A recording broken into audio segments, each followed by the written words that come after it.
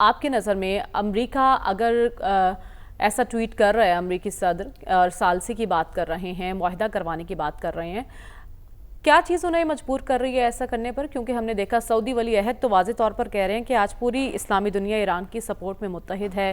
قطر نے واضح طور پر ایران کی سپورٹ کی حمایت کی ہے اور اس کے ساتھ ساتھ اسرائیل کی مذمت کی جا رہی ہے. تو کیا یہ تمام فیکٹرز مجبور کر رہے ہیں یا پھر پس پردہ کچھ اور ہے؟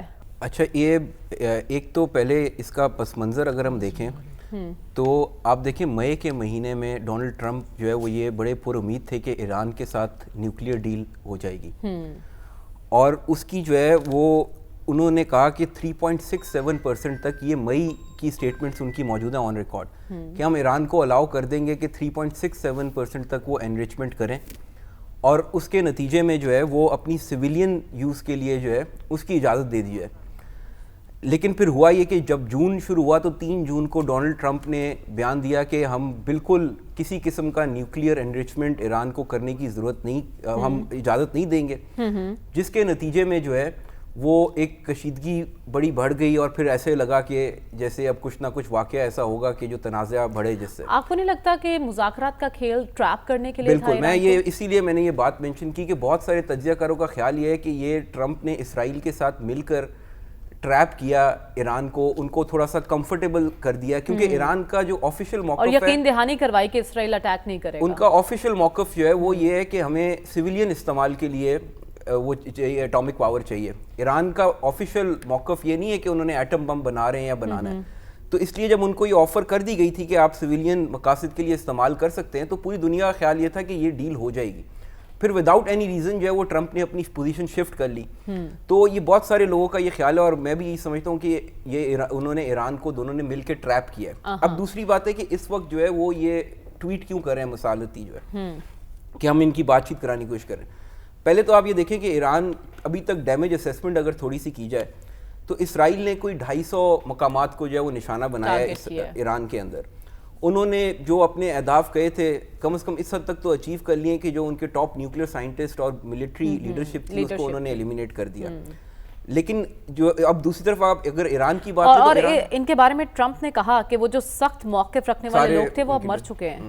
تو اب دوسری طرف جو ہے ایران کو ایایک نفسیاتی فتح بہرحال اس میں حاصل ہوئی ہے کہ اس کے کچھ راکٹس، اور خاص طور پہ جو آج صبح کا حملہ تھا، انہوں نے نشانہ بنایا ہے حیفا میں ریفائنری کو، جس کے بارے میں کہا جاتا ہے کہ آلموسٹ 50% جو اسرائیل کی ضروریات ہے تیل کی وہ اس ریفائنری. تو یہ ایک بڑا اسٹریٹجک ڈینٹ انہوں نے ڈالا ہے اسرائیل کو. دوسرا یہ نفسیاتی فتح ایک چھوٹی سی حاصل کی ہے کہ بھئی ہمارے میزائل جو ہیں وہ اپنے ہدف تک پہنچ سکتے ہیں اسرائیل کے اندر.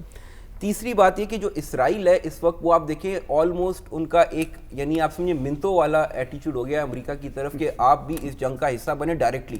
اس کی کیا ریزن ہے؟ اس کی ریزن میں آپ کو بتاتا ہوں کہ جو فردوں میں جو ہے ایک ایران کی نیوکلیئر انریچمنٹ فیسلٹی ہے، یہ قوم کے قریب ہے ایران میں، یہ آلموسٹ کوئی 1 کلومیٹر جو ہے وہ زیر زمین ہے.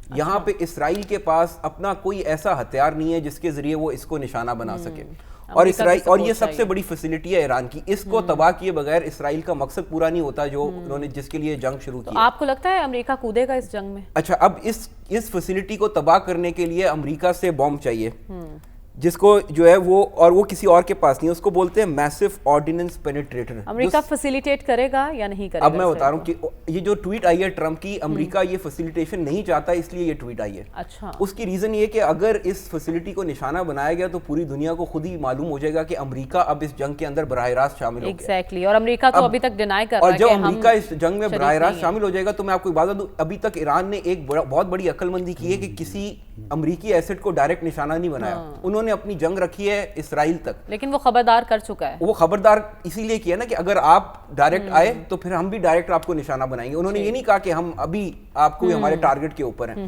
وہ بار بار امریکہ کو کہہ رہا ہے کہ تم درمیان میں نہ آنا ورنہ میں پھر تمہیں ڈائریکٹ نشانہ بناؤں گا. لیکن برطانیہ اور امریکہ اب جو میزائل دفاعی سسٹم منتقل کر رہے ہیں مشرق، وہ کہہ رہے ہیں ہم ڈیفینس میں اس کا ساتھ دیں گے لیکن اٹیک نہیں کریں گے. میں آپ سے کہہ رہا ہوں کہ اگر اس فیسلٹی پہ اٹیک کیا گیا تو اس کا مطلب کیا ہوگا؟ اس کا مطلب ہے امریکہ جنگ کے اندر آ گیا. پھر آپ دیکھیں گے روس اور چائنا کا کردار جو ہے وہ کھل کے سامنے آئے گا. یہ مڈل ایسٹ جو ہے یہ ورلڈ وار 3 کا تھیٹر بنے گا.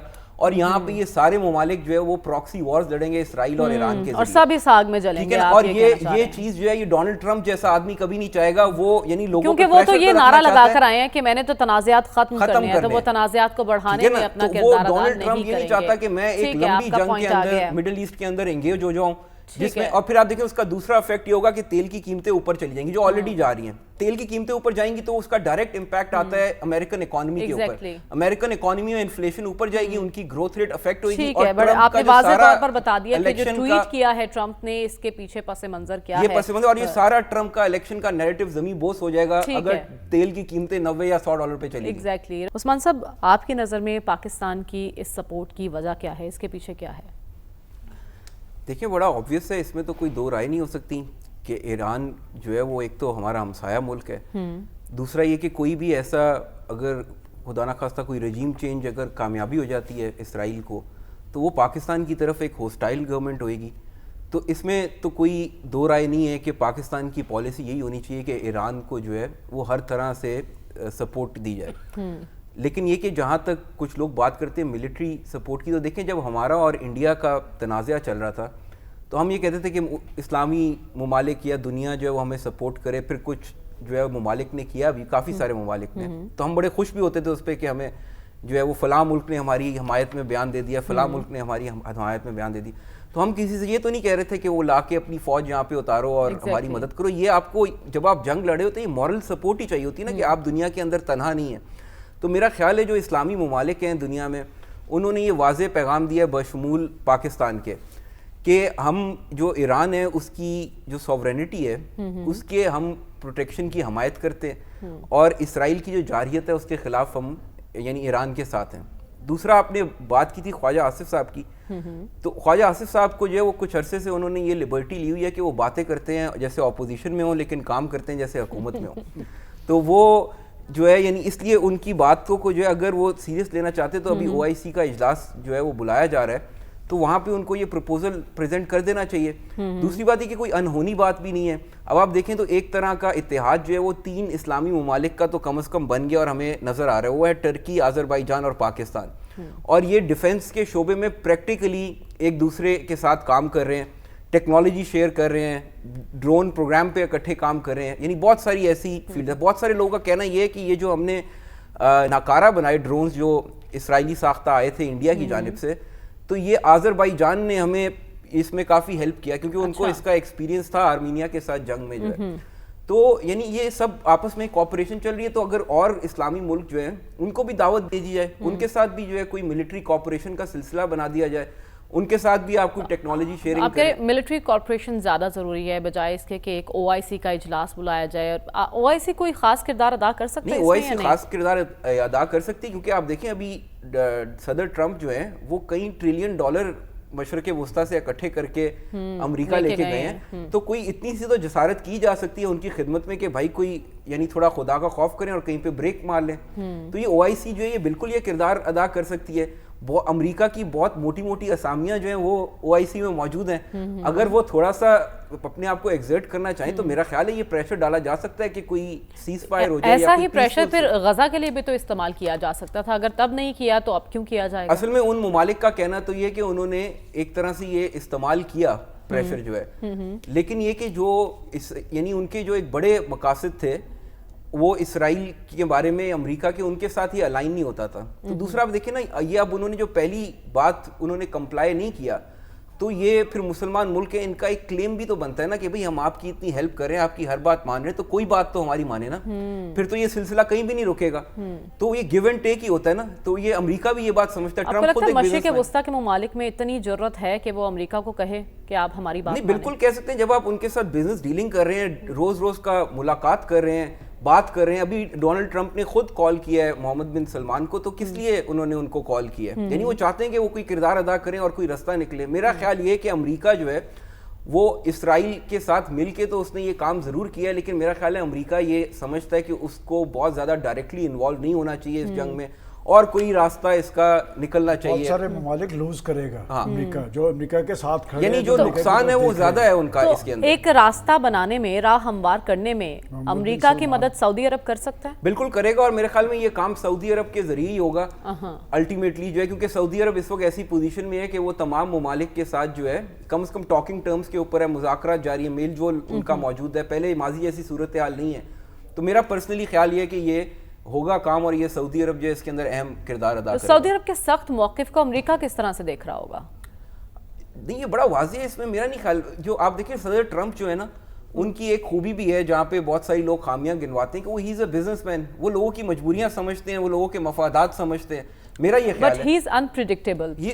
انپریڈکٹیبل ہے، ان کی انپریڈکٹیبلٹی بڑی پریڈکٹیبل ہے.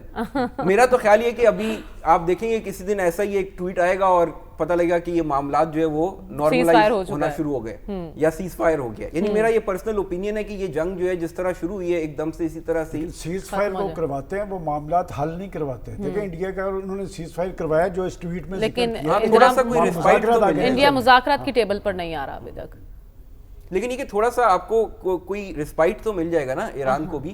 ابھی ایران کو بھی جو ہے ان کے مفاد میں یہ ہے کہ اگر سیز فائر ہو جاتا ہے ان کو ٹائم مل جائے گا ری گروپ کرنے کا، اپنے آپ کو اپنی اسٹریٹجی امپروو کرنے کا. کیونکہ بہرحال کوئی بندہ مانے یا نہ مانے، ان کو جو پہلا جھٹکا اس جنگ میں لگا ہے وہ بہت زوردار ہے. ٹھیک ہے، اور دے نیڈ ٹو جو ہے وہ ری گروپ اینڈ پریپیئر. آپ کی رائے یہی ہے کہ ہم ایک ایسے ہی ٹویٹ کا انتظار کریں کہ جس سے سب کچھ نارملائز ہو جائے.